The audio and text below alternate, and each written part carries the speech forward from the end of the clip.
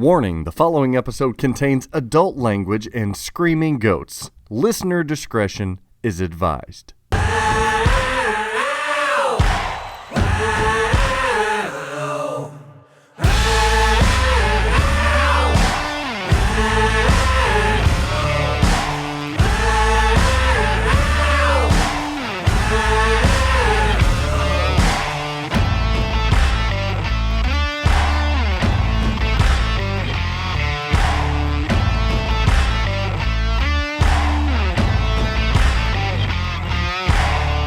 Pinball show, Dennis. That's what we're doing here. We're talking pinball and debauchery and a bunch of fun. Dennis, Kriesel, Zach, Meny. This is episode 196. We're closing in on that 200.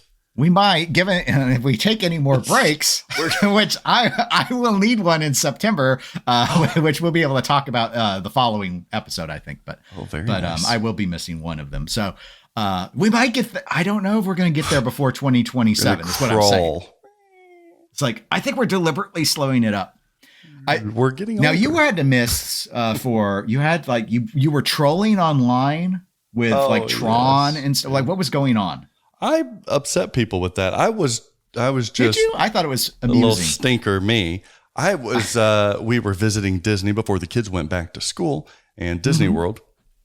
I like it more than the kids. Who am I to fool? Well, but you're paying, so they just gotta suffer with it. That's right. And so we did that. And after riding the Tron ride, I was like, man, it made me want a Tron game again. I'm like, start. And lately I've been scratching my head at times with some of the Stern stuff. So I'm like, Stern, what are we doing here? Like, people have been telling you what we want. I know going out and getting IPs has proven over the last couple of years, mixed bag for you. Why not just do what people want? That's the easy decisions. So I said, hey, Stern, the time is now. Let's remake a Stern Tron. Let's do it. Legacy. I don't know if the license, I always just assume like Disney doesn't want to revisit that license, especially after the third Tron flopped so hard. Some say it lettered them down. That's right. Morbius this is just the start of this episode. But it's right there. Just remake the damn thing. It would sell really well. That's all. In a way, it wouldn't surprise me because they haven't had a fondness of remaking Borg games. And that is a Borg game. So I think people were you had them eating out of the palm of your hand. Lyman Sheets code? I think they just forgot that the issue isn't that they should, it's if they could. And it just seems like Disney and Tron, it's like the same thing about why don't they redo Lord of the Rings? Oh, why? Because they are allergic to money. They're allergic to money, Zach. Ghostbusters. What are we, Stern? We don't need John Wick and Dungeons and Dragons. We've got right there what we need. Well, I'm sure in what's the timeline now? About 3 years, maybe 2 years, 9 months, we should see another Star Wars trilogy. So it's fine. Elliot hasn't done his version of Star Wars yet, so I guess we'll see. 2 years. We'll get to that. But everything else been going good on your end, Dennis? Yeah, busy with work and stuff, but it's always good to be busy, as I was telling Zach before we started recording. Yeah. And we got releases. Well, we got a release. We do have a release that we're going to talk about. I'm not sure Flip N Out Pinball stock in it, but maybe we don't have a release. We'll find out. I don't know. We're going to figure out what Dennis is talking about here soon. As a reminder, though, if you're watching this video, hit the follow, subscribe here on YouTube. Do that. If you're listening, that bell. Yeah, the ding. Maybe they should ring the right. Ding Dennis's dong. Ring the bell. Ring the bell, and then tell it don't alert me for anything. That's what I do on all the bells I click on. Do you prefer a bell or a horn?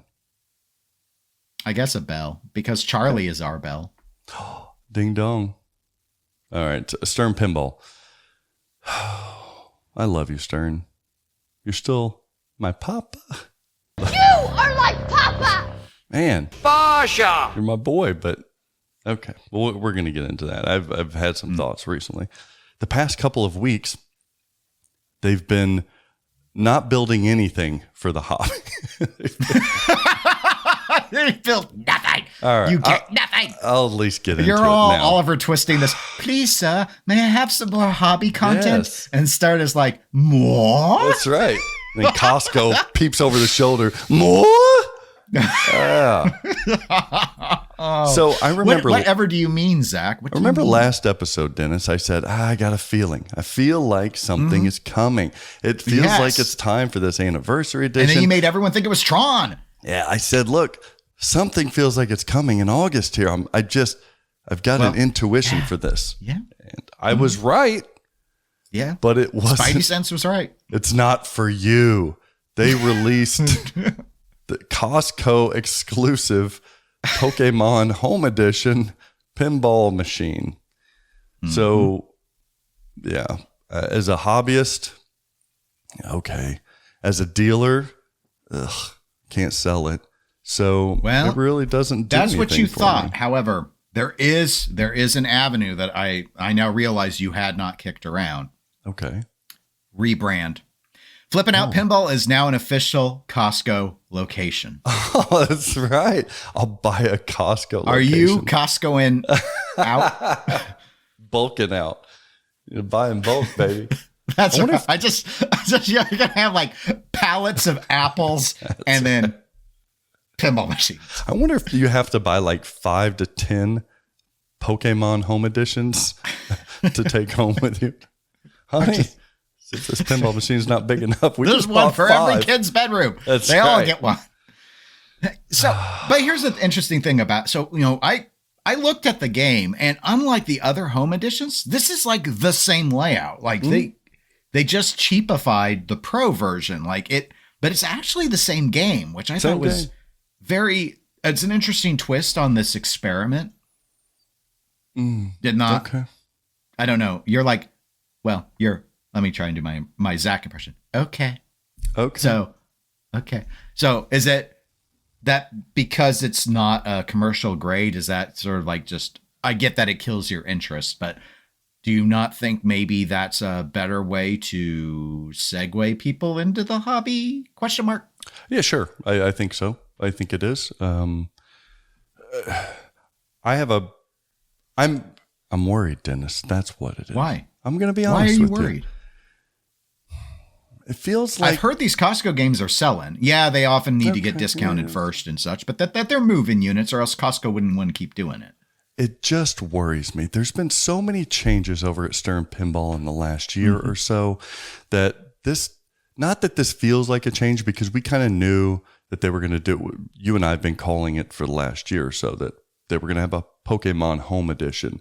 What scares me is that, as I talked about in the last episode, no back orders for me as a distributor. That's odd. Right. And then usually this comes out, maybe it comes out around now. They're home editions at Costco. Maybe it comes a month or two later. But what does usually come now for the last 2 years has been an anniversary edition.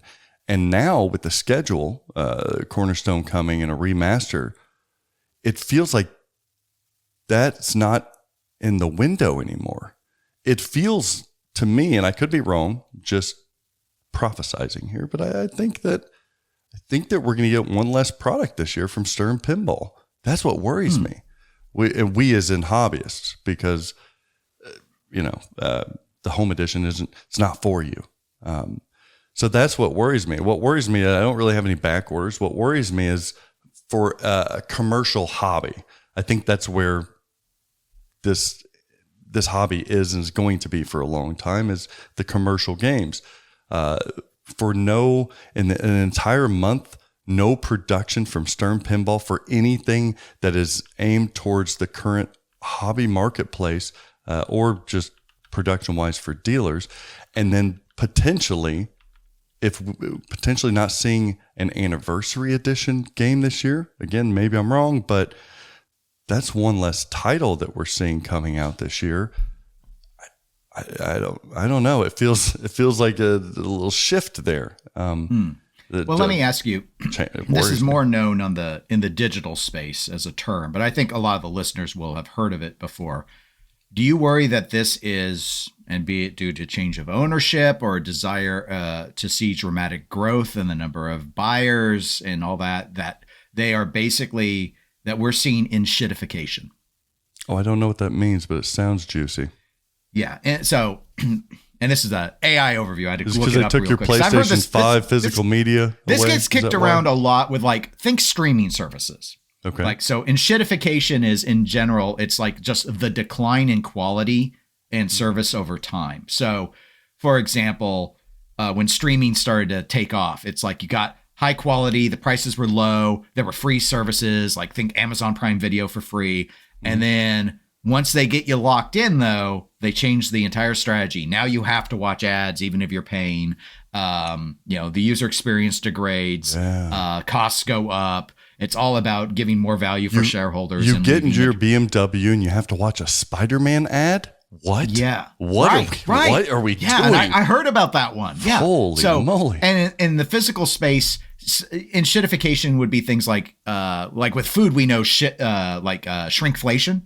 Like, hey, you pay the same amount, but there's actually less chips in the bag, but the bag's the same size empty. To try and trick you. You have to read the weight to know that it went down. Or lower grade materials. That was a big debate when Stern, before we saw what Spike 3 was, people were like, are they going to cheap out? The thing I really remember with Stern was when they moved the power button to the head instead of being near the front of the game. Everyone was like, they didn't use the word there, but that essentially is, that's enshittification. You did that for no reason other than to save money. And it made the experience worse because now it's hard to reach. Well, the new flat pack cabinets that they're producing for the Spike 3 versus the tongue and groove glued cabinets for Spike 2. Yeah, and I don't. So I think Stern's just diversifying and finding a way to be more efficient, which the leader in an industry is going to do. So I'm hoping that. Sure. And that's why I asked it as a question. Yeah, I'm hoping that that's just it. But if we don't get an anniversary edition, that kind of stuff worries me because they know that that's what hobbyists want and they always sell well. So to take the data from the last 2 to 3 years, it reinforced something and them saying, we're not going to do it. That worries me. It worries me when they're like, we don't see Lord of the Rings or Ghostbusters or Tron or anything that we have been screaming that we want. And then they come out with an IP that we're like, what? That worries me. And I don't know if I'm just ignorant and I'm not seeing the full picture. I'd like to think and pretty confident in suggesting that's not the case because my assistance with other manufacturers is helping them to turn into industry leaders. So yeah, the reason I kind of, and again, and even if this is the case, like if there's a shift going on with Stern, it doesn't necessitate that it's enshittification per se. One of the things I'm kind of wondering about is if they've done their analysis, new leadership, CEO, he's got his feet under him now. A lot of the old guard is out, a lot of the people that were working, not just the leadership, but a lot of the higher ups, just managers and stuff in Stern, all the way down has, we've seen a lot of turnover lately.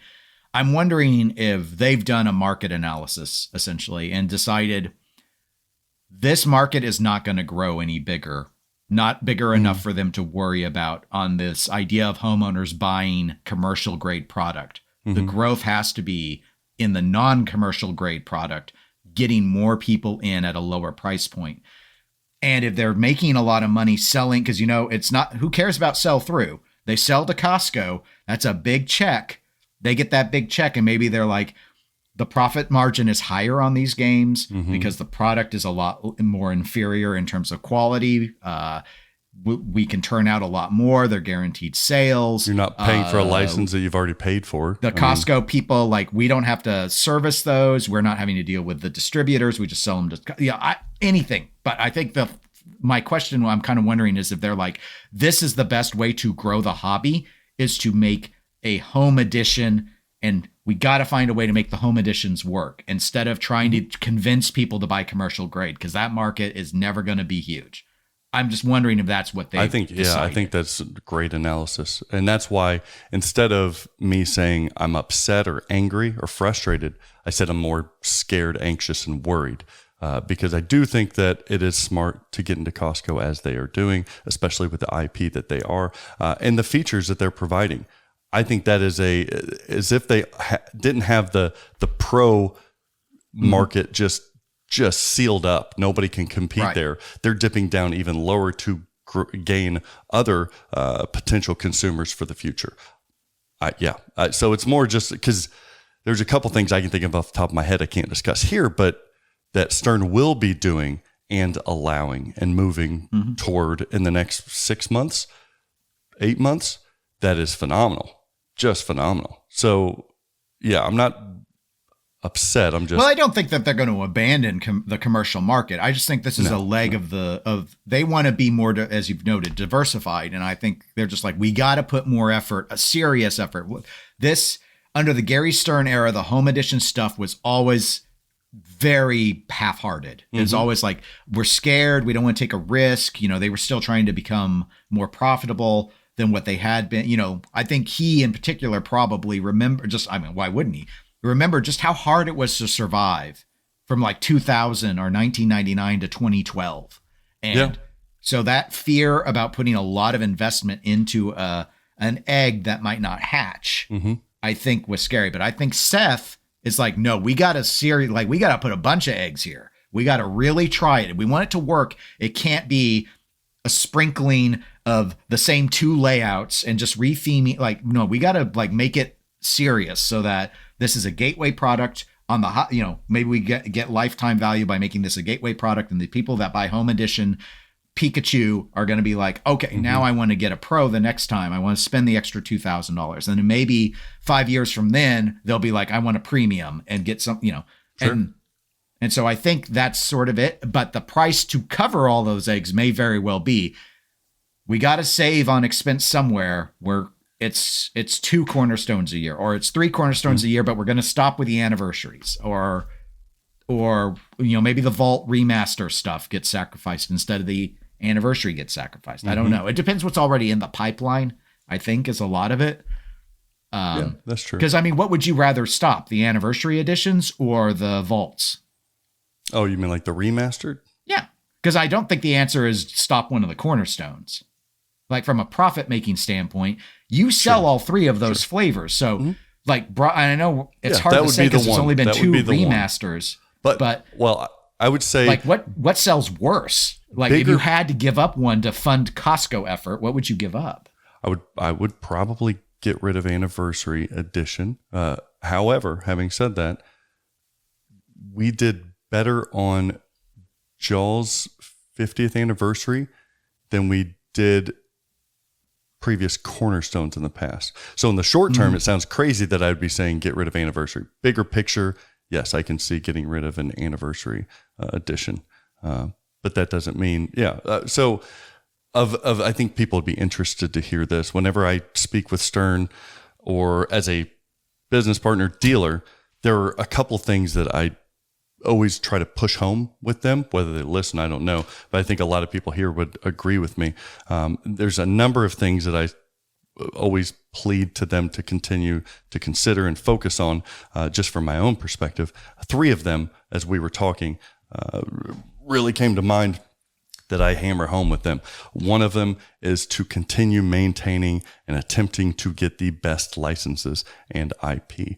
I always remind them that Stern 10 years ago was unstoppable when it came to IP. Now Stern has not only been met with competition with their competitors in this industry, but almost passed up in some respects when it comes to IP. So I always tell them, hammer the IPs better as you used to in the past, and don't be afraid to go back to things that have worked in the past that are just evergreen and are always going to be popular, i.e. Ghostbusters and different things like that.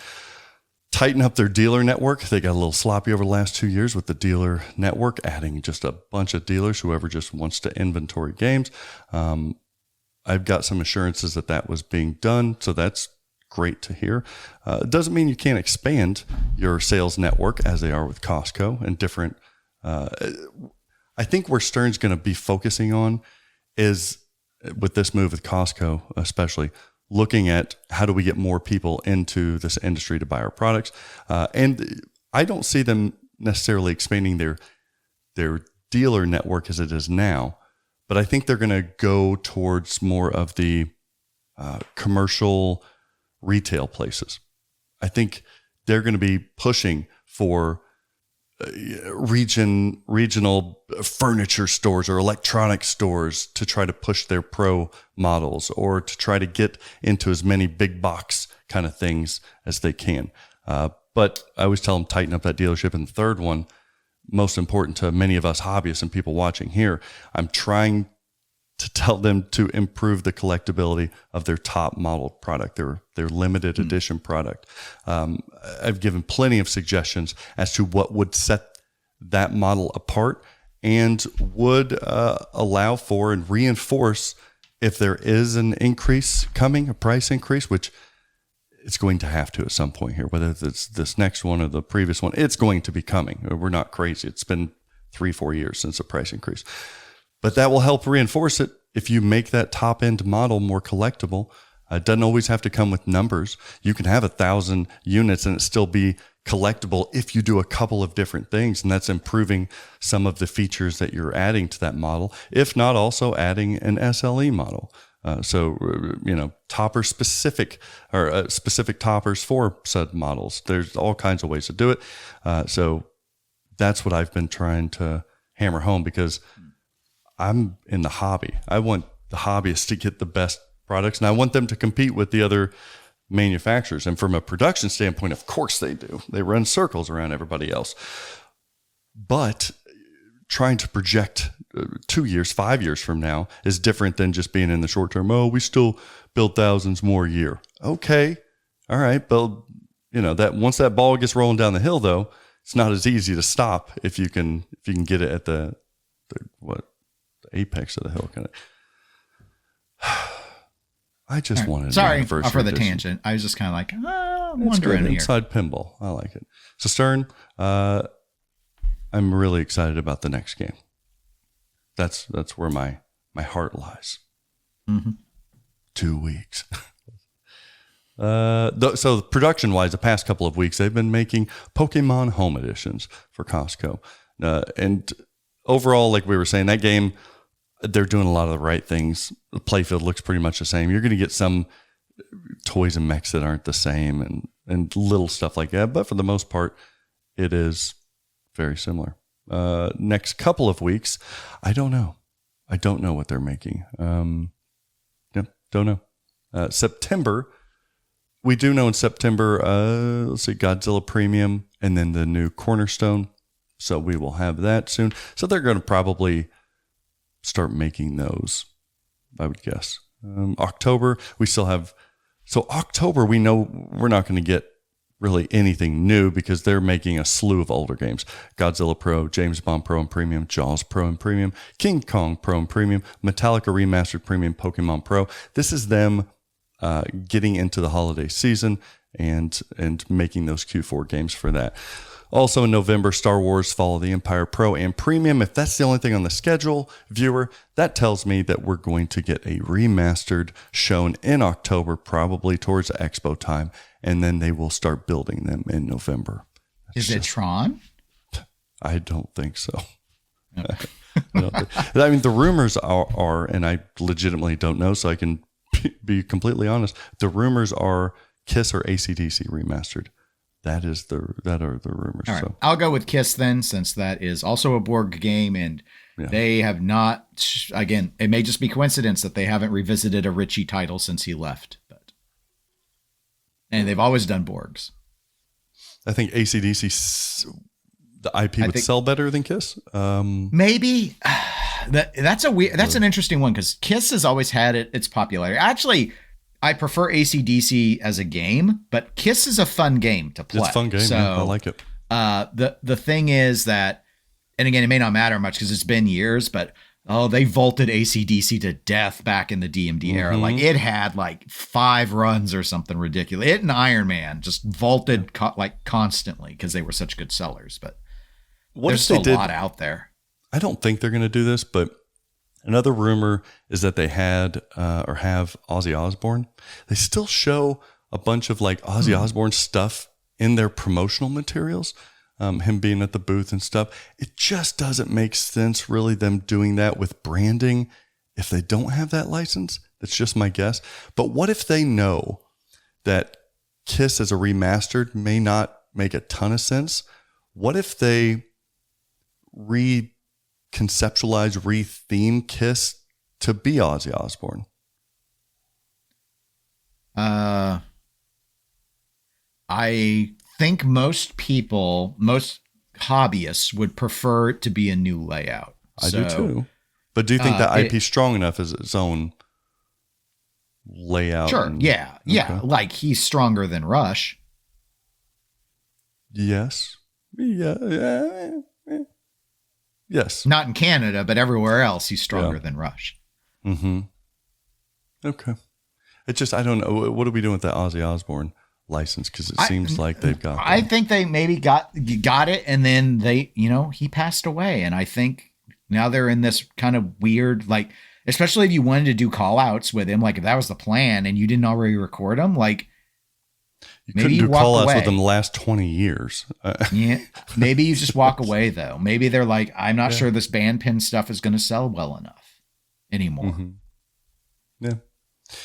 All right. So that is November. December comes and they're going to be producing a lot of titles for that Q4: Dungeons and Dragons Pro, Pokemon Premium, Transformers Pro and Premium, Jurassic Park Pro and Premium. That'll put us into January, where we will probably see the next cornerstone after that. Who's up after? Because this next one's probably Elwin. You think it's the new kid? No, surely not. No, because he just did the new Transformers. Kid, the new hire. I'm sorry, I'm still thinking Elliot. Yeah, there's a new hire after that. But they have the new hire. I don't know if he's going to be ready yet. No, he'll need a year or so. I was going to... Eddie? Eddie, maybe. Well, when was the last Borg? He did that double feature, what was that, last year? So he's probably tired. Good for... Yeah, because he did Star Wars and The Walking Dead remastered in the fall. Well, Eddie hasn't done anything since D&D.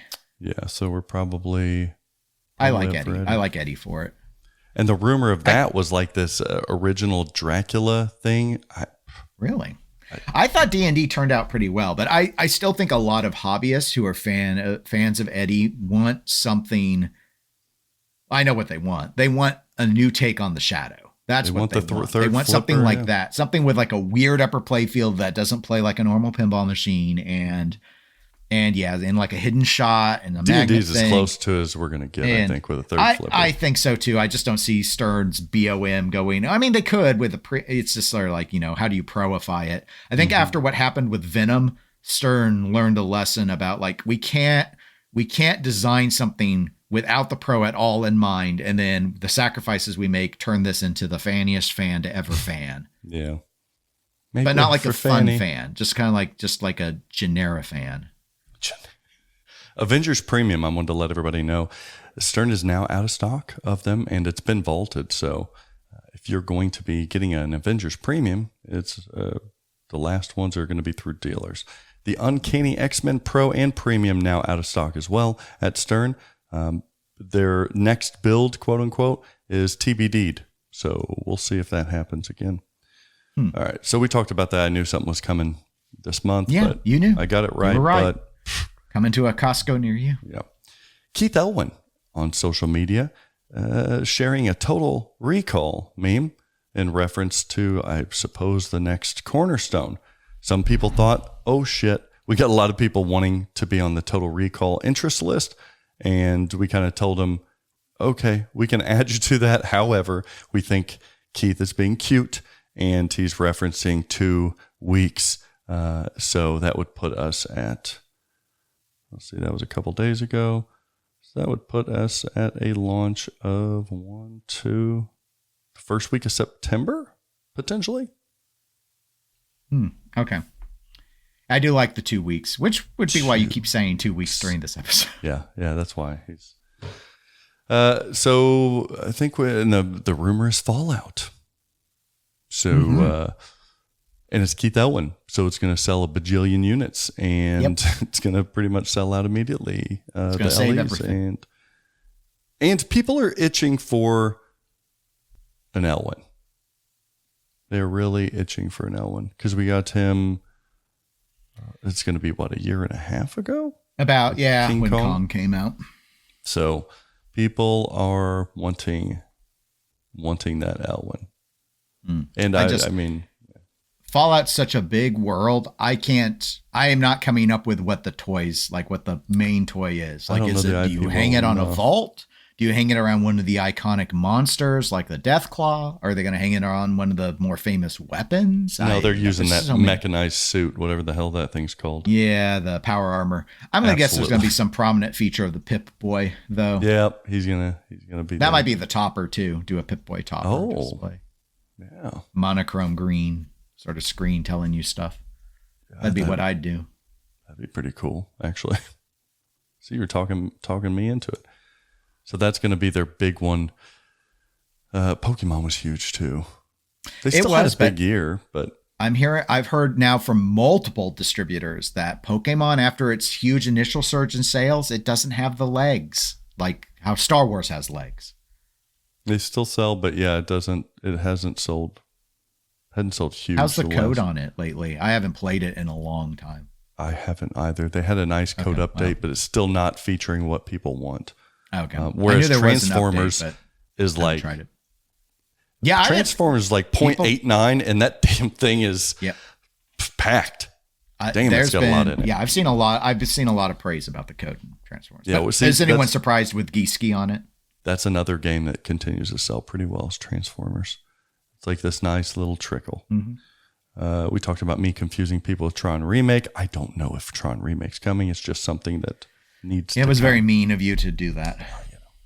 American Pinball. Oh. They launched GTF. Since we were here GTF Victory. That's right. Part 2. That's right. GTFV Victory Edition. So many. Just the fun never ends with GTF. I love that this little pinball machine that could is still going strong, baby. It's interesting. Like, and I get it. Like, I do. I mean, it's under new ownership, so I guess I kind of don't get it, but we got parts. I mean, no game like GTF felt to me like I was talking earlier about eggs and stirring and putting a lot of eggs in like the Costco basket. Like, we got to invest the eggs. Yeah. Got to crap a couple eggs to make an omelet. To me, that was GTF for American Pinball. Like, versus all the other games they had done, it felt like they really, really tried on GTF. Like, it's like, we're going to have this huge cast and we're going to have, this iconic designer and we're going to bring in all these interesting themes and we're going to tie it all together and all of this stuff. And then they launched making it into a tank. They put so much into an original theme more than anybody else has ever. It was unlike the Spinal Tap game, this was the Spinal Tap of pinball, because they were like, we're going to just turn everything to 11.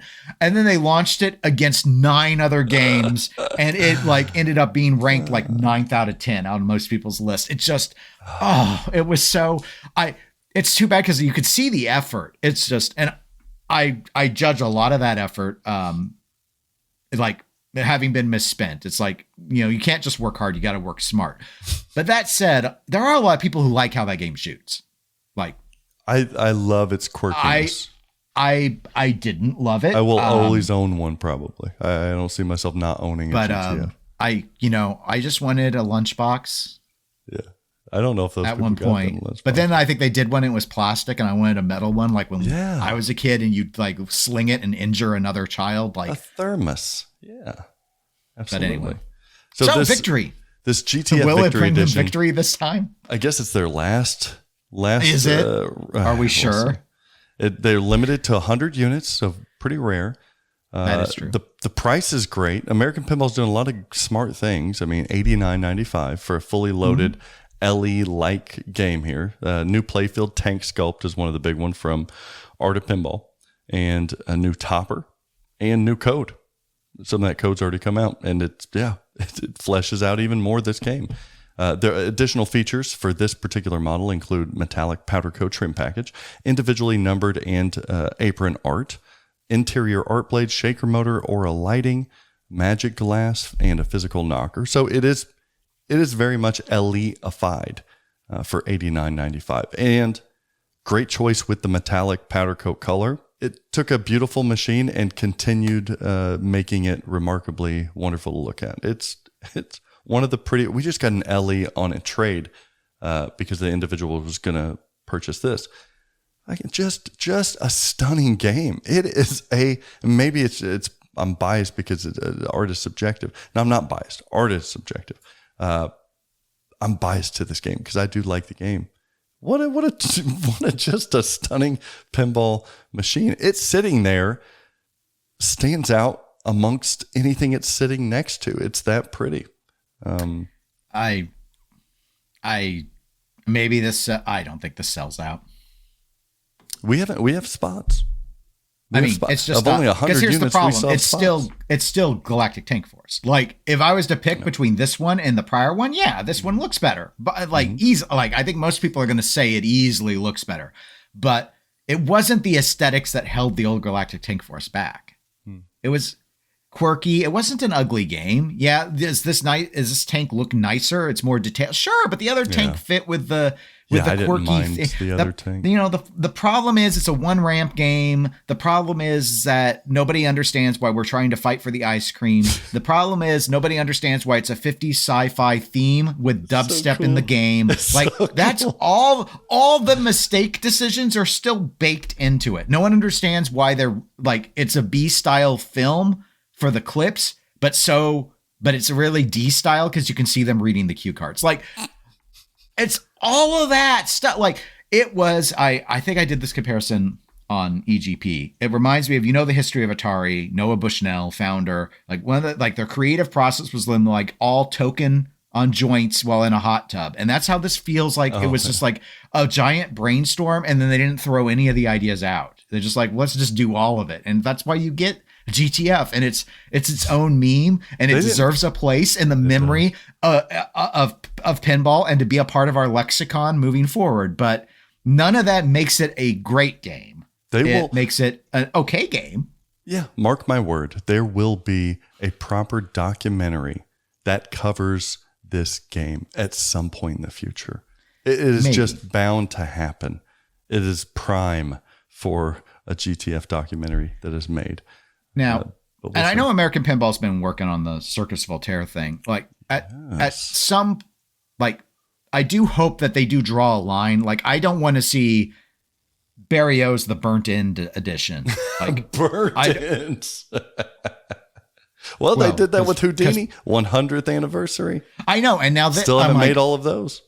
I'm guys, at some point, I get it. You need to get your feet under you under the new ownership and all that. You need to quit farming the old catalog. There's a reason why you were able to buy American Pinball. Mm-hmm. Yeah. Those titles, broadly speaking, aren't. I'd say they've redone 2 of the 3 strongest ones. Mm-hmm. Hot Wheels, I still think, is the best shooting game that AP made, but I know you disagree. The RPM targets were too valuable, I think. But layout wise, I thought it was a decent idea. Pretty good. It feels Gottlieb-y.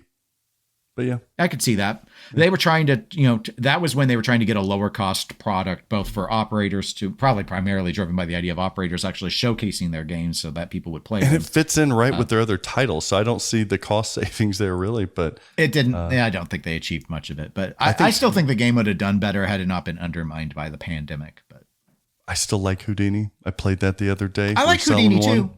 I thought redoing the Houdini was was a logical if you were going to do a redo, that's the one to redo. People love the whole story of how Houdini is made is fascinating. Mm-hmm. Yeah, the people frames you take on it looks good. And it looks good. And it's always been tight but findable. People liked the shots and stuff. Shout out Steve Bowden. Yeah. AP this last week teasing Cirqus Voltaire Reimagined. They had, and we know this has been coming. Yeah, we had Melvin on the social media overlooking. It's showing kind of a sneak peek of the back of the game and everything, and it looked sexy. And we'll see very soon. I think I think this is coming sooner than later. So keep your eyes peeled for that. I wonder, though, time-wise, still kind of strange to me because Cirqus Voltaire Reimagined, I'm not going to lie and tell you I don't know much about this because I know a lot about this game. It's going to do well. It'll do well. Just with everything that they're bringing, it's going to do well. It's still odd to me, timeline-wise, they don't have all the Houdinis made. They don't have... They just announced Galactic Tank Force Victory Edition. Just weird why we're announcing right now Cirqus Voltaire Reimagined. Look, maybe they don't announce for another 2 months, but it kind of feels like they're coming. So if I'm wrong, I apologize, but I'm not wrong. But why announce now whenever you haven't made the other games? I think maybe it's could be a parts thing, but could be. I don't know. Also don't know the specifics, I should say, of the licensing agreement they've struck with Planetary. Oh, Planetary. Okay. Yeah, that's true. Could be that too. Yeah. So it'll be interesting to see. Spooky Pinball.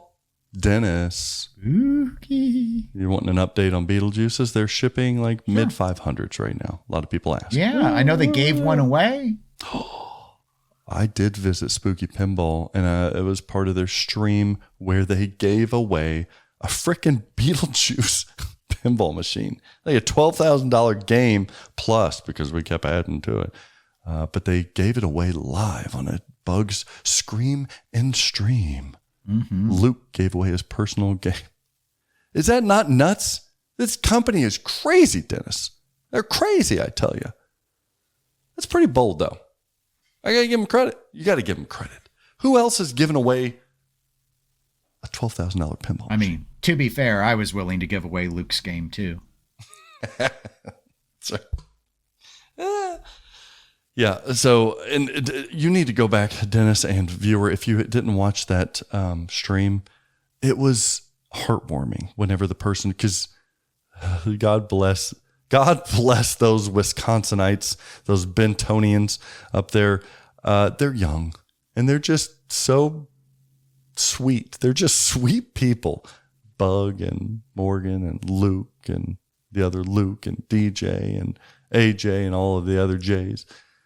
But sometimes they scare me because they do things before they're just, I was once naive and I thought everybody was inherently good. I had to and then the beef jerky and the coin box arrived and you knew. Oh my God. We got another exclusive in the future, an exclusive Patreon. I got another horror story with another customer. God, it's so bad. They're so horribly mean and just illogical and harmful. But we'll get to that. But these guys are so precious and naive that I was like, all right, so how are you guys going to give away this machine? They're like, oh, we're just going to randomly select. I was like, oh no, we're going to have thousands of people here. And a lot of them are going to be fake. And a lot of them are going to be like scammers. And this is a $12,000 product that you're giving away. Can we, like, I was taking the Tums and Rolaids because they were making me nervous. I was like, this is all going to go very poorly. And I was scared. But luck was on their side. The pinball gods shined down and made their giveaway genuine. And the person who won it was a genuine human. And they were, they called them on the phone, and it brought tears to the eyes of people in the room and people watching. To this, I forgot what her name was. Amber? Shit. Sorry, Amber, if that's not your name, but you know who I'm talking to. But yeah, she was just overwhelmed, of course, by winning this really expensive pinball machine. And she didn't have, they were in pinball, so it wasn't like a non-pinball person. They were in pinball, I think the Oregon or Washington area, the Northwest. And she had said that they own I think it was like a Fireball Classic, underrated game, a pretty good game. It is pretty good. Yeah, but she was like, I never would have imagined owning not only a newer game, but like a freaking Beetlejuice CE pinball machine. So she said she was shaking. This is the coolest thing that's ever happened to her. So you could hear it in her voice. Just couldn't have went to like just a better recipient, like over just hearing her and how elated she was. And the crew over at Spooky was just tickled that it all worked out. So It was good times. We're at Don's Pinball Podcast. Shout out to Don Garrison. We were streaming from his place, his basement, beautiful home, and he got a basement full of games and stuff. We should have given his game away too. I know, giveaways Yukon Yeti. He just got a Yukon Yeti there. Oh, did he? Cool. Yeah, I wasn't able to play it, but I seen it and everything. So yeah, so it was cool. I hung out over there. But I went up to Spooky last Thursday. Went up Wednesday night, stayed Thursday, left Friday. Always just a remarkable visit and journey to go up into the Wisconsin fields and hills. Fun stuff happened. I got to put my hands on their newest game. Oh, I was telling the game to show off for me as I was filming it. Yes. Don't do that. Yes. Turn your coin door this way. Oh, look at that butter cabinet. Is that what I think it is? So the new game does offer butter cabinet. Oh, shit. The topper, it really does that. Oh, baby, look at this beast of a game. Can I lick it? Can I lick it, Bug? Yeah. If I spray the game with water, will I get more games? Come on now. Yeah, come on. I gotta. The people want to know. They want more northern butter. If the game is given butter after a butter cab after midnight, does it become? If you put a pepperoni into the coin slot after midnight, does it? Yeah, turn to an uglier version of it. Maybe it turns into like an SLE version. I cannot wait to talk more about this game or my experience going up to Spooky exclusively on our Patreon. Yeah. What do you think about that? Treats. Yeah. Treats for the Patreon. All they've got to do is go to patreon.com/The Pinball Show, sign up and help support the show. And it's going to support your obsessed pinball brain as we give you the goods. We'll talk about going up there and whatnot, as well as maybe some other rumored stuff that I'm hearing about Spooky Pinball. So thank you to all of you who are already subscribers. It's very appreciated, and a lot of little perks and stuff with that support, such as our private-ish Discord, where we're chatting all the time on there, as well as a happy hour hangout once a month. We hang out with some of you mofos that are in the Nordman and the Screaming Goat Club levels, and we'll do a video conferencing, drinking, chatting, bitch fest, love fest. It's just a festivus of all types. But all you've got to do is go to patreon.com/The Pinball Show. Do it now. And I got to be careful what I say. Even I think Luke and Spooky Luke and Bug are members of that. So hopefully they're okay with what I say. I'll be safe-ish. Yeah, be kind. That'd be fun. Rewind. We got to thank some people. Speaking of the Screaming Goat Club, our usual suspects of Rodney. Thank you, Rodney, for being a continued supporter to the highest degree. You're a bobcat, and we love you for it. Oh, shoot that fucker! Zach, do you think that if a bobcat was a topper, would it be better than a...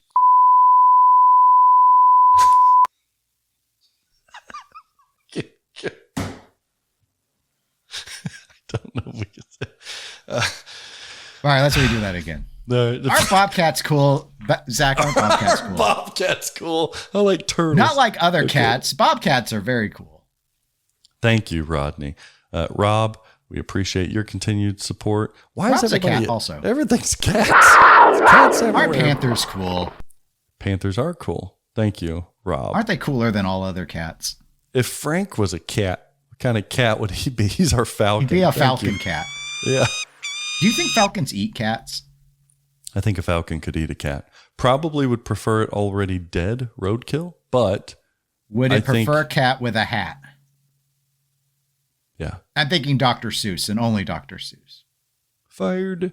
That was the live action one, a reference to that one. Oh, I've not seen that.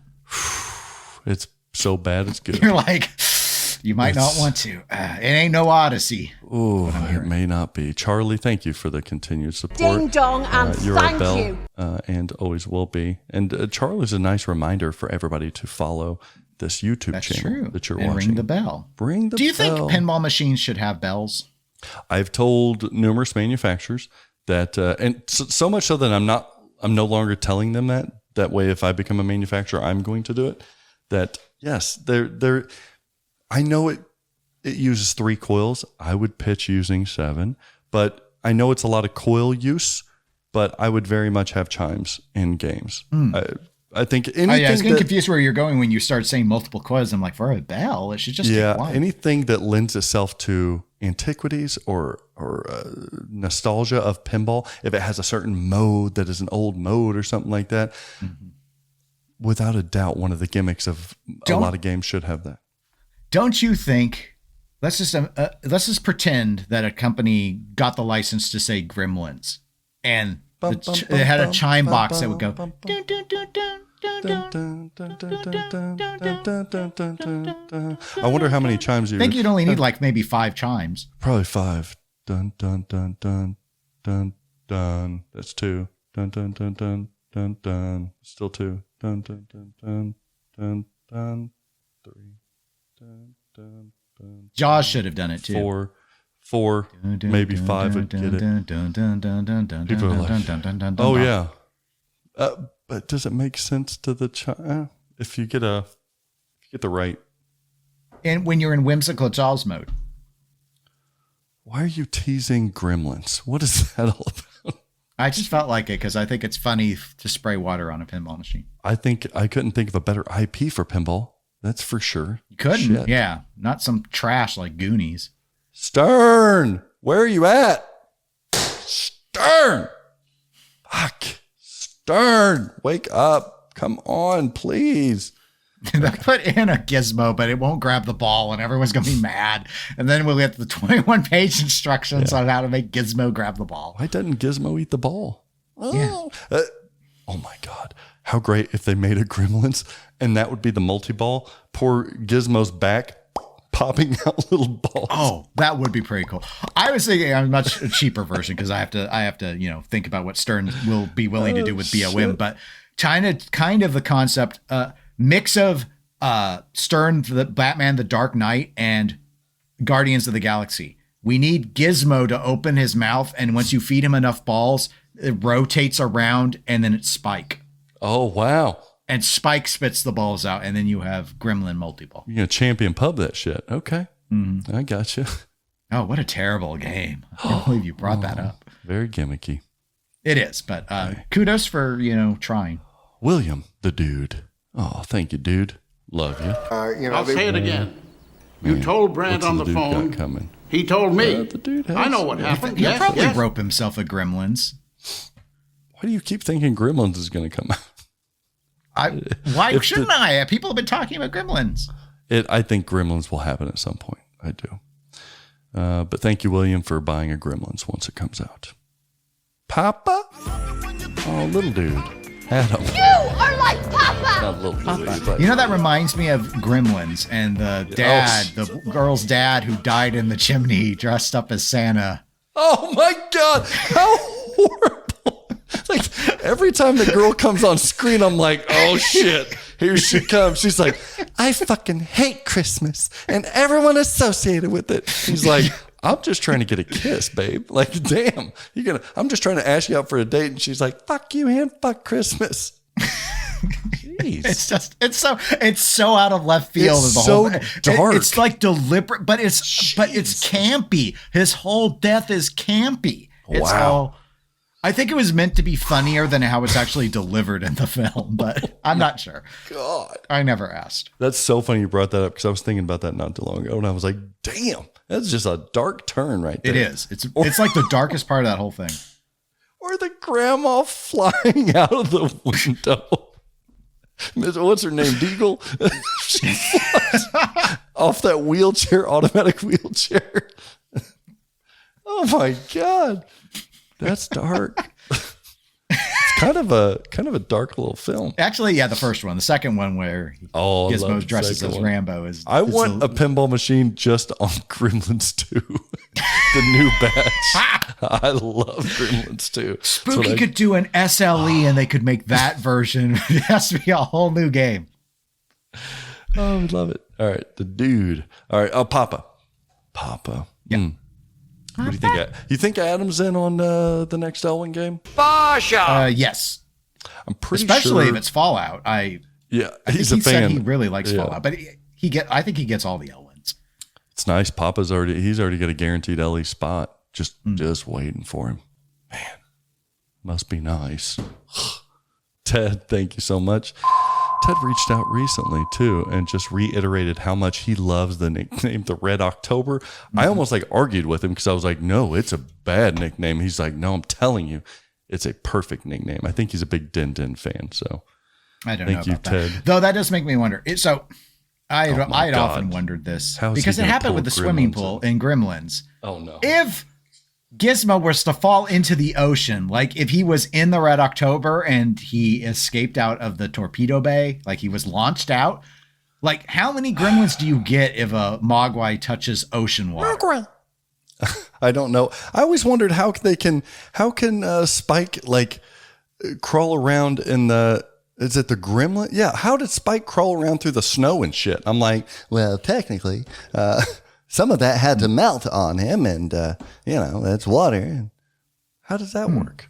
And that's a good point. As a kid, I always wondered because I got anxious and neurotic. Because I was like, if I get a Mogwai, how do I discern what time zone this rule is on? Because if I feed them after midnight, but it came from Chinatown, or if it came from wherever, I don't know where Chinatown was. If it was New York, or if it was actually in China, or whatever. Okay, San Francisco. Maybe I have to. Well, to compensate. I always assumed it was San Francisco. Do I have to compensate for that time change from Pacific to Central time? I thought about this as a kid and it freaked me out. So yeah, there's that too. Such dumb rules that would perfectly suited for an 80s film. And the catchiest little tune ever. Bum, bum, bum, bum, bum, bum. Okay. You know who does really catchy tunes is oh my God. No, it doesn't have anything to do with Gremlins. I was gonna I was gonna say John Carpenter. He did the Halloween theme. Okay. That's another one you could have chimed. I'm waiting. There's got to be something that he's building right now. Dennis is building something. Escape from New York. There's going to be something. I have all sorts of great ideas that would be better themes than we've been seeing from some of these companies lately. GTO. Okay, Davis. Thank you, Davis. You're our Costanza, and forever will be. I'm an architect. What is with all these Gremlins references? What's the deal? All these rules. So many rules. Why even own the pet if it comes with that many rules? Just get yourself a cat. Okay, Doug. Sweet nectar of God's Doug. And your wonderful gopher ways. Gophers look like Mogwais. So they kind of do. Oh, sure. The fucking Mogwais. Yeah, you thought that poodle. You thought that poodle man. action was going to go on. You imagine a Mogwai. Remember the new batch Gremlins with the girl with the bright red lipstick? I guarantee a gopher would be like, "Wow!" Take that one home from the bar there, gopher. Oh, man. Go to bed at 8. She wakes up at 3. Whoa. That's an ugly gremlin bitch. Okay. The Wally. Why is everything Wally? Everything has that same voice. Wally. You're no longer our used car salesman. Maybe you are. He could be, because in Gremlins they tear out all the spark plugs and stuff out of the engine in that truck. And the main, yeah, that's true. And the main character, one of the father figure in that movie is a salesman. Very much like the bathroom assistant 100 or whatever it was at the.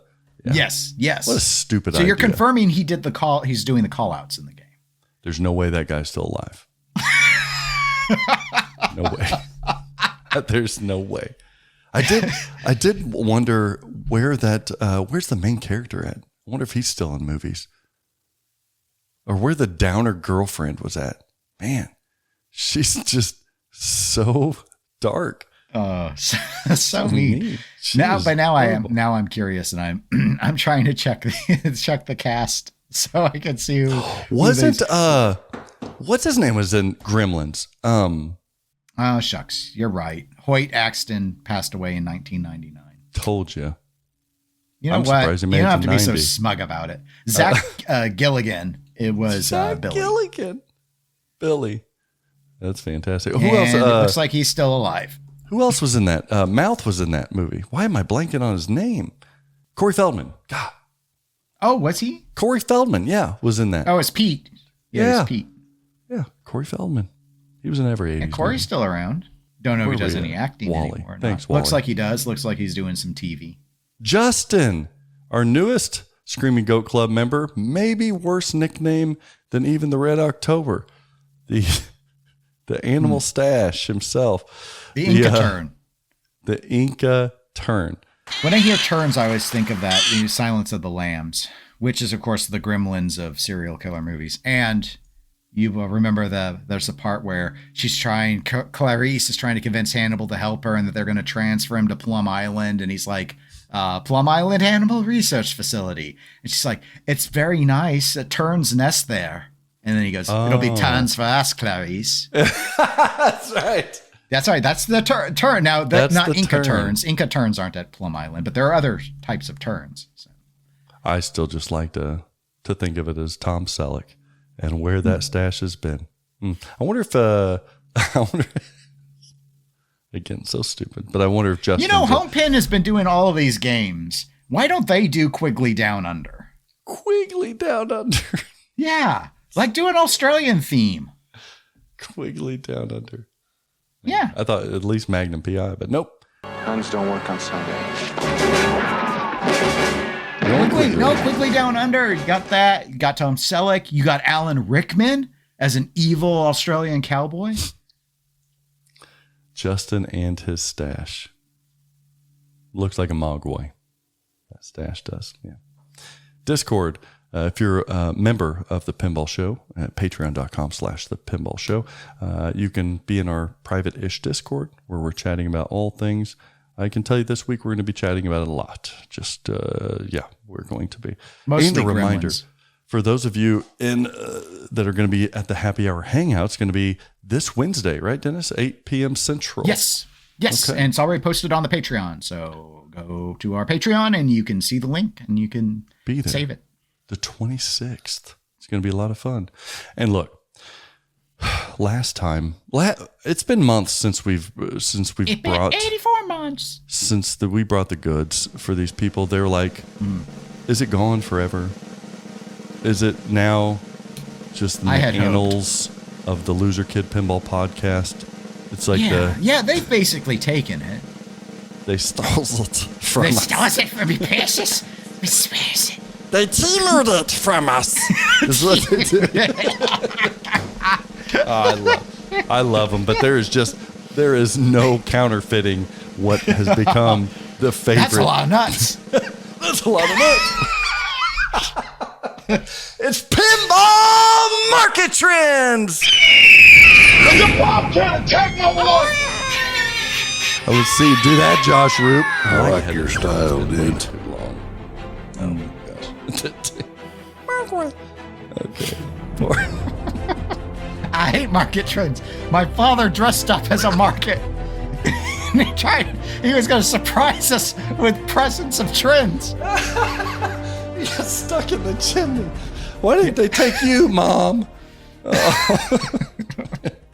The wrong parent died. Why would he have even attempted to do that?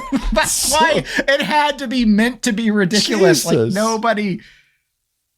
But I always, after that movie, as a kid, I always thought, and I didn't grow up in a house with a chimney. I always just thought it would be very dangerous to go down the chimney. You will die like that girl's dad did.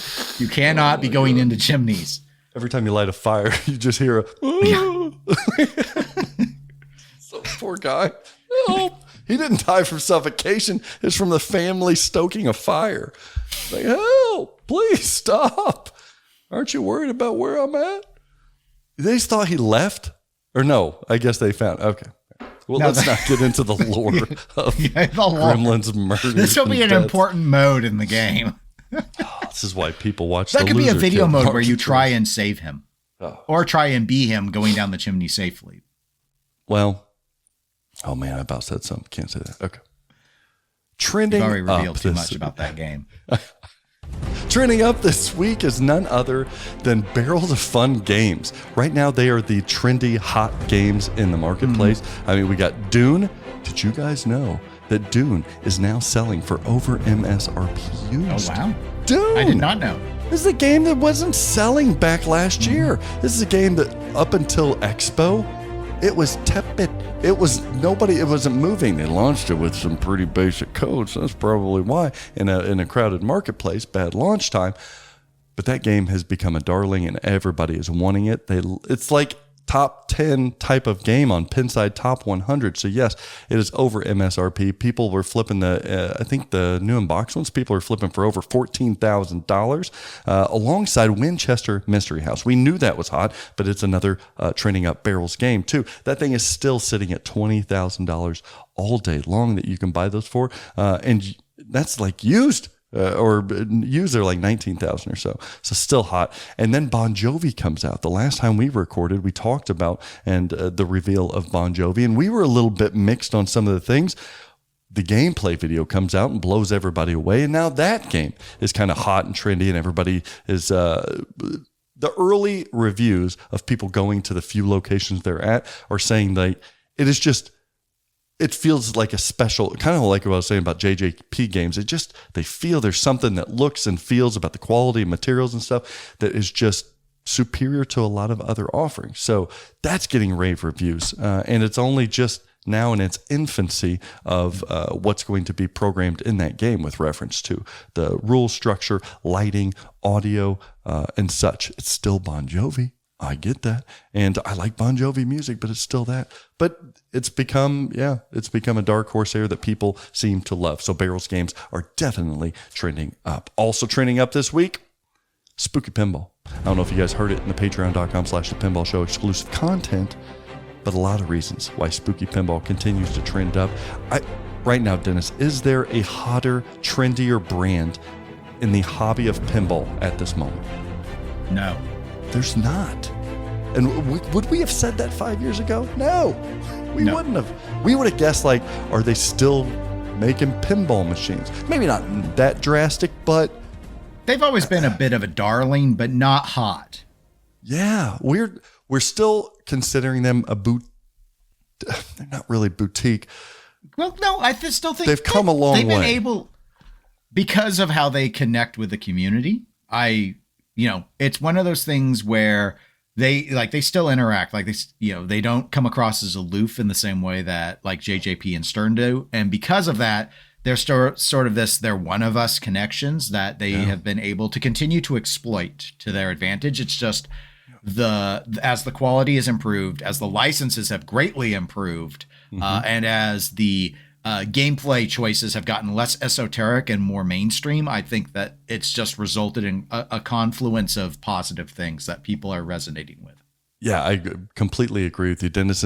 They're kind of the hotness right now for multiple reasons, as you were talking about and I was talking about. But almost like some of these manufacturers come out of right field where we're like, what? Why? Or some manufacturers will release a product and like, it's not for you. I think Spooky Pinball's motto and their tag phrase right now, the last couple of years is, this is exactly for you. This is exactly what you're wanting. We're trying to listen to exactly what you want, and that's the products that we are making. There couldn't be a more focused group within this hobby than Spooky Pinball is trying to focus on. They're trying to make everybody happy. So yeah, they've been running hot lately, and will, believe me, they will continue to do so for years to come. So congratulations on not only being where you're at, but also for trending up. Also trending up this week, you got to. This whole coming up and teaser of Cirqus Voltaire Reimagined. from what I've seen, from what I've heard, from what I've seen, it's going to be, if you like Cirqus Voltaire, be on the lookout. Be on the lookout. And also trending up this week, last trending up. I'm just full of positivity here. Summer for releasing pinball machines.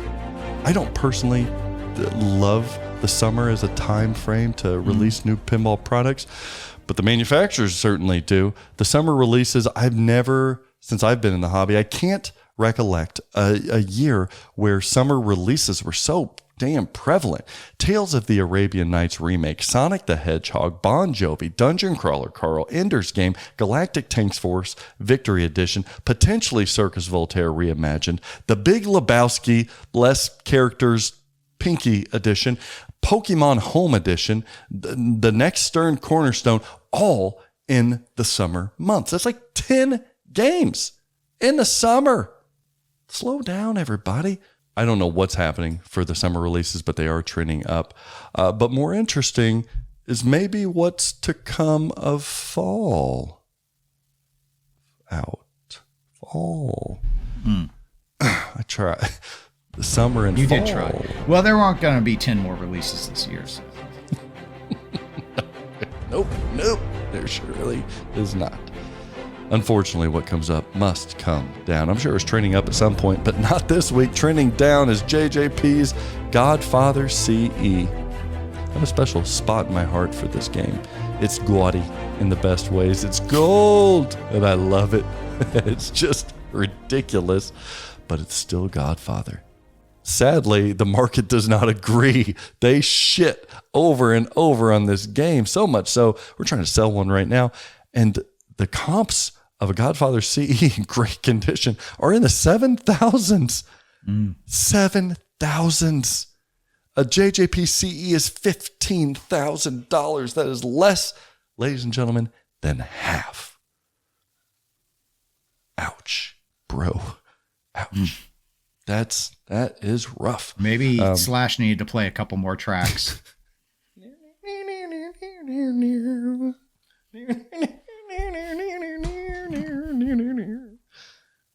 Can we get that with the bells? Ding, ding, ding, ding. Nope. See, that's the problem. Too many Gremlins, no problem. Godfather theme, yeah, no. You have a whole piano in that thing. I still like Godfather. I still like that game. It maybe is not the best game, but in the 7s, bye. That is a game that, it belongs in a collection. But yeah, it's trending down. Nobody cares about that game. Also trending down this week is that poor father dressed up as Santa in the chimney in the Gremlins film. It is a Christmas film. I'll agree with that. All right. Back to pinball. Also trending down this week is the person seated next to you on a flight. Yep. What does that have to do with pinball? Precisely, Dennis. So I've been traveling lately, and I bring up these things when things bother me, and I think people can learn from it. All 5,000 people listening to this. But I think it's a movement. And I told you guys about the overhead bin people, right? I've been guilty of that lately, but still don't agree with it. I feel dirty doing it, using the overhead bin compartment. But I try to do so with as much respect and efficiency as possible. So do so as well.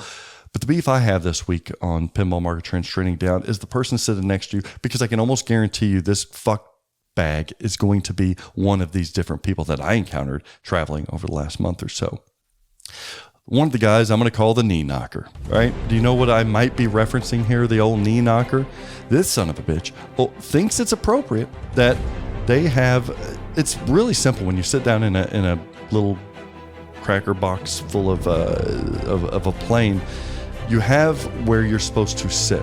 The stuff is supposed to go under your seat. You have 2 armrests, and the horrible designers make you make a choice. And one of my rants before, viewer, is that the middle seat person is stuck between aisle and window. So the least you can do is let them have the armrest. That's their perk for being in the middle. The window guy gets the window, and then the aisle person gets to get out and maybe even stretch their leg a little bit. So that's the perk. If you're in the left and right, do not use the middle armrest. That's a previous rant. My rant goes further here with the knee knocker. The knee knocker is the son of a bitch who they allow their leg to come into your space, your personal space. Why is their leg and their knee now past the armrest and into my personal space? It's just a fucking bad human, in my opinion, that does that. It is a person that's just not cognizant of anything going on besides their selfish nature. I hate that. So I had this guy. He was a window. I was a middle, right? Now, I don't assume the armrest. I like to see this little song and dance, see if they play nicely or not.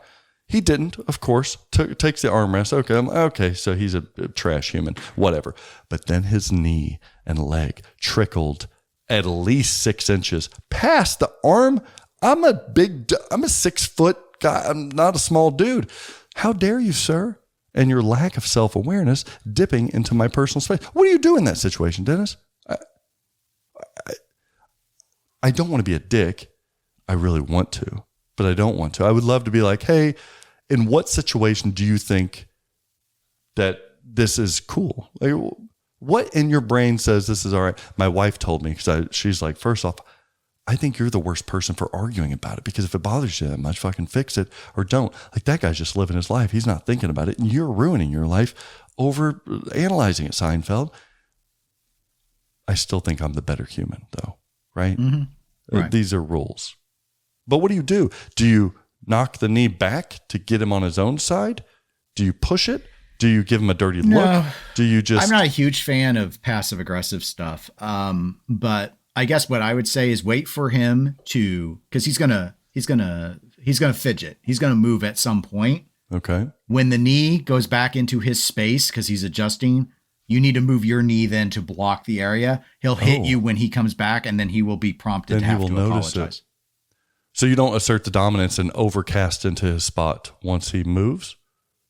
Just an eye for an eye? No, I wouldn't. Okay. because then if he's unaware of what he's done, you're going to trigger an argument. Now, if he keeps encroaching and is just bothering you, then the easiest thing is to say something like, "Hey, excuse me, I'm wanting to readjust. Like I need to move my leg a little bit, and I don't want to hit you." That's and then he'll realize, basically, you're going to be like, you don't have to say it like, hey, you're in my space. It's more like, hey, I'm sorry. I need to reach. I'd make an excuse. Like, I need to get something out from under my seat, and I don't want to hit your knee. Oh, that is a nice Dennis approach too. That is so what you would do too. Because they don't have the self-awareness. So basically you trigger. And then if he's like something like, oh, I don't care, or something like that, then you could say, I'm bringing it up because your knee is in my space.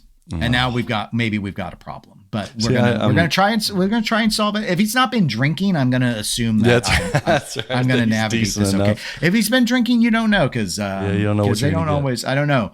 Do a YouTube search for body cam airport, and you can see plenty of people that have been way overserved and how they start acting. They're just the worst. Like, just be self-aware, be decent. But this doesn't have anything to do with together. Also, the flight attendant Karen. I was sitting on one flight next to a flight attendant. She was just passing through. She didn't have to work, but she was a flight attendant. She had the outfit on, but she was a deadheading. Okay. Yeah. Deadheading. What a weird theme for pinball. But the middle was vacant. Oh, vacant middle. So me on aisle, vacant middle, her on window. My wife was across to the other seats over there. I said to wife, hey, sweetie, do you want me to set up your internet for you? You know what? I'm kind of that model husband that's nice and goes out of my way to do things like that. Love you, Nicole. Karen over here, flight attendant, jumped into my conversation and said, sir, you cannot have her come sit over here. It is not allowed. She said it with authority, as if she was, and I thought, bitch, who was talking about moving seats at all? So I looked at her and I gave her one of these. I like the extended stare before you say anything. I gave her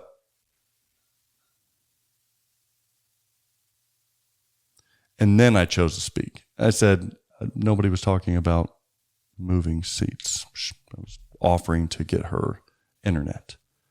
And man, she felt like an idiot. I'd hope she felt like an idiot. Maybe she didn't. Freaking people. And the last person, the wildebeest. I snore. You guys know I snore.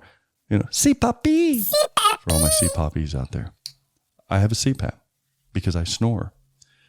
Because I snore, I don't allow myself to sleep on a plane because it is not fair to everybody else to hear my wildebeest ass snoring throughout the entire duration of the flight. It's an awareness that I keep myself up. I have a disability, and I don't want my disability to impede on other people if it doesn't have to. So I keep myself up. Is snoring a disability? I guess it is. Sleep apnea. So this schmuck, it was worse than a crying baby. Fucking just sawing logs. 2 hours straight. Inappropriate. What are we doing here? Do we live in a zoo? No. If you snore, you cannot sleep. That's just the rules of the air, my friend. No. Zach, there are flights that are over 8 hours long. Like if it's a red eye flight and it's like you're like plan accordingly. In your world, people, because they slow things up, if they're in wheelchairs, can't be on the airplane. I didn't let the record show. I did not say that. You just started bringing up disabilities. So if a baby starts screaming and crying, your solution is the baby is strapped into a parachute and tossed? Like, this isn't... Like, I love babies, so they can cry all yes, they want. and I acknowledge you've not said any of these. I'm just... It's not he is realistic. A grown man. He is a grown man. There is you do not know what his day was like or anything else. To expect, it's not possible to just like, hey, you've been up 20 hours already. Guess you're up another 8. Like that's plan accordingly. Look, if I'm sitting accordingly, like if he's on a business trip and he's like, I just left this last meeting, I got to go to the next stop. Like, this is just how it is. It is what it is. Like, this is... What if during the entire duration... Why don't you invest in $2.75 into some earplugs and solve the problem? I have to change my environment because of his... What if for 2 hours straight, I randomly yelled out words why do I need to install an elevator in this building? If he can't do stairs, it sounds like a him problem. What if I yelled out, washing machine? And then 3 seconds later, hot dog. I guarantee you people would have an issue with me doing that, right? Okay. I'm not saying you can't have an issue. It's the same thing. It's your proposed solution. Oh, I think they'd land that plane. Say like I think they would land a plane. You're not even saying people aren't allowed to sleep. That's the issue I'm saying. You're not saying people are not allowed to sleep on a plane. You're just saying certain types of people aren't allowed to sleep on a plane. And that's pretty presumptuous, especially given your ability to accommodate is a low-cost solution, and that accommodation is you wear noise-canceling ear. Then that person should provide the entire plane. It's like when you come to school and you give candy to your friends. You got to give everybody candy. Just ask the flight attendant for some earplugs. I'm fine with the snores. Look. No, you're not. You just went full wildebeest. No, yeah. There's a decibel level. Until you took their wheelchair and threw it out of the plane. No. Terry, and said you're not allowed to sleep and you're not allowed to cry. If you had a low decibel, like I'm fine. No. But when you are echoing through the chambers over the air already, dude, get a clue. Do not sleep. You're ridiculous. Sorry. Human beings are, I struggle. The struggle is real. They make portable CPAPs.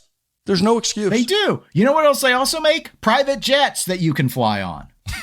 Not me. I can't. Taylor Swift. You get your private jet out. Then you don't have to deal with anything. Into a city bus. You're riding on public transit. You have to bend to some level. I agree with Mr. Knee encroachment. I agree with Little Miss Need to mind your own business. But this one, you're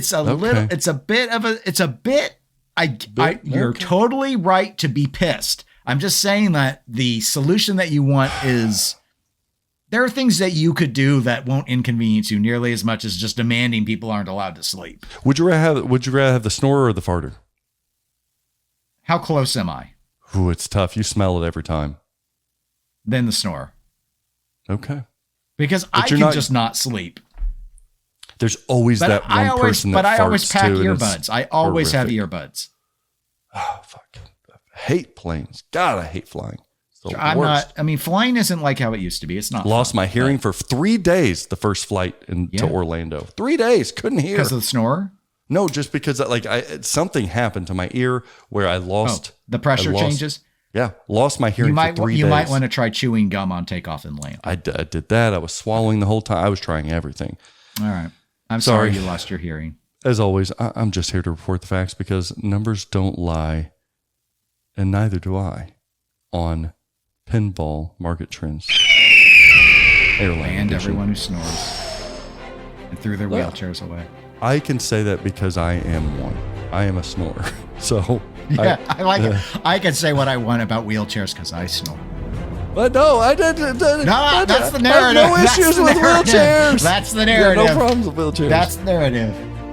Oh my gosh! You know, I help people get their overhead out. I'm a helper, Dennis. In your world, Terry shouldn't even be allowed to set off fireworks. Man, where is Terry at? Love him. Where can people catch you? They can always email directly, eclecticgamerspodcast@gmail.com if they want to talk about something. Yeah, and you can email us at thepinballshow@gmail.com. Do us a favor, follow, like, and subscribe to YouTube, to Facebook. Click the icon. All of the stuff. Ding, Dennis's dong, whatever you need to do. Just don't send him any pics. And what? Oh, yeah. Patreon.com/thepinballshow. You'll want to hear that stuff. Sign up now. Bye. Welcome. Bye. SDTM, straight down the middle, is a video series I'm part of. Go check that out. Follow, like, and subscribe. As well as the sponsor of the show, we got to give our love to Flip N Out Pinball. When I buy my pinball shit, I buy from Flip N Out. From toppers, sharp plates, outs, I've got it figured out. Flip N Out, figured out. When I think of pinball, I think Flip N Out. Flip N Out, figured out. When I buy from Flip N Out. Buy. Product showcase this week is the upcoming Cirqus Voltaire Reimagined. It's got to be coming soon. Bye. If you want to get on the interest list, do so. As well as the interest list of the next Stern Cornerstone. Feels like that's about 2 weeks away, as Elwin was saying. You're going to want that one, I think. Houdini 100th anniversary. We are now caught up with our back order, and we have a couple of those left. Remember, there's only 100 that they're making. Galactic Tank Force Victory Edition. That was an Entourage reference. It's a throwback. GTF. Get one of those ordered too. Transformers. We still have LEs. Those are going pretty quick now, but we still have some left. Uncanny X-Men. Believe it or not, I was able to get my hands on a couple LEs. Yeah. Bye. Bon Jovi. Everybody's Jovian right now. You haven't got your hands on Jovi yet, have you? No. Haven't played one? Neither have I. Barrels. Where the fuck's my Bon Jovi at? What the hell? Dungeon Crawler Carl. Almost done with book 3. You might be listening. You have an upcoming trip. Might you listen to DCC or you got something else in queue? I've got some other stuff to read. Okay. So I wasn't going to audiobook the flight, but okay. I'm thinking about for the next TPF, if I go in March, I might ask Tony. He'd probably be reluctant, but I want to propose can we just turn the speed up a little bit to get through the trip? On. It's as long as it doesn't chipmunk them. Like my podcast player doesn't chipmunk people. It just makes it go faster. Can we pump it up to 1.2x and get done in a 16-hour route? Like, I just need to shave a little bit of time off of it, I think. I need to find out how long the book is, but it's just butchering the artist's vision. No, the problem is the author has made a mistake. It shouldn't take 16 hours to get through an audiobook. That's too long. He's writing too many pages. There's too much filler. Wheelchairs are in your way too. It's too much filler. And I can tell you, as much as I enjoyed book 2, book 1 was better. So pacing was a little slow in book 2. Okay. All right. A little too much below. Buy some DCC. Oh, that's a good tagline. Tales of the Arabian Nights remake. They're starting to ship those, so get those as well. Sonic the Hedgehog, Harry Potter, still got some CEs. They're making the other ones in fall, the arcade and the Wizard. Pokemon, Walking Dead Remastered, all the good stuff. Right now, the hotness are still the Elwin stuff. King Kong is a hot seller. Jaws is a hot seller. Medieval Madness, Merlin have ticked up in orders lately. What else? Oh, Trade a Game In. We make it easy. We have some new website coming out here this fall, so that's on the horizon. Flip N Out Pinball media channels, such as the YouTube channel with Joel. Every Wednesday, he's streaming something. He's also offering, what did he do last week? He just had a tutorial on Transformers. And a Transformers tutorial, yes. He gave a Dungeon Crawler Carl First Impression video, Batman 66 tutorial, and he has some upcoming tutorials on Avengers Infinity Quest and Led Zeppelin. Flip N Out Pinball Podcast with Ken and Greg, brand new episode, their trip to Spooky Pinball, as well as an upcoming episode for a game release, I believe. Dennis, these people need to learn. Okay. Guys, Dennis here, pinball players. Don't snore. It's just not allowed. Right? You can breathe. Just get good. But if you're a loud breather, I'm not even sure people will let you breathe. Have some courtesy is all I'm saying. Or get yourself a private jet. Instead of that next topper, why don't you get yourself a G6? And always practice safe pinball and stern pinball. Zach here. I know at the top of the show, I was expressing some anxiety and nervousness about recent moves into Costco. And you know what? It's partly my own insecurities and my own desires and needs for you to bring just everything A+ to this industry, selfishly as a hobbyist. But just know we're cool. Like, I know what you're bringing out next. And that's going to very quickly make me not nervous. So from what I've seen and heard, I will preemptively say, thank you. Thank you for this that you've got. Thank you. We're good with the Pokemon thing. Thank you. No, I wish I was. Like, if I wanted to have the same head size as you, I have to sit this far back. What's wrong with that? You don't like it? It's harder for me. I need my glasses. I see. Okay. Screen. And they would reflect the light. I wouldn't mind. I mean, I don't mind people seeing me wear my glasses, but also this is as high as my chair goes. And now I look extra. I mean, you're taller than me, but this is You'd like, have to tilt that I'm camera just like, down. you're like Willy Wonka and I'm like the Munchkin here. All right. He didn't have Munchkins. He had Oompa Loompas. I got a Munchkin reference coming up too, though, when we get to that do you? stuff. Candy is dandy, but liquor is quicker. Mm-hmm. Okay. Snozzberries taste like snozzberries.